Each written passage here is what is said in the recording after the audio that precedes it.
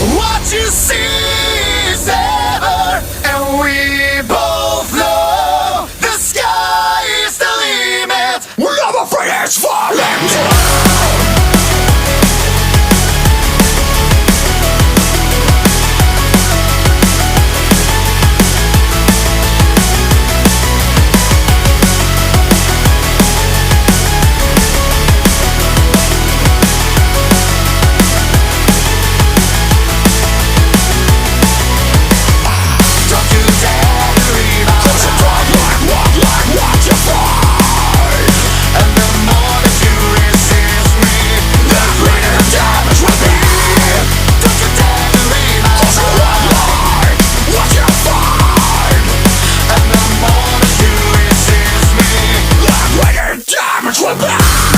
In this big panorama of lives, which we came to call life, unwrapping everything to find the genie inside.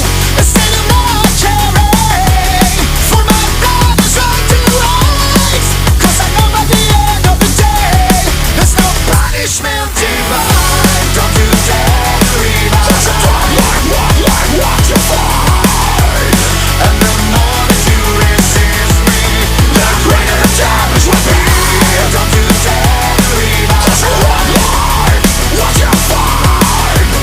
And the more that you resist me, the greater the damage will be.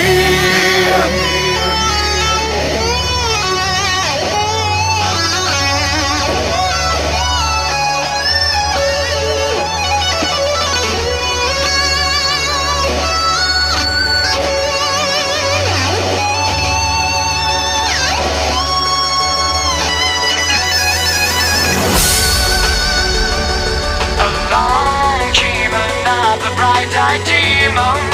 My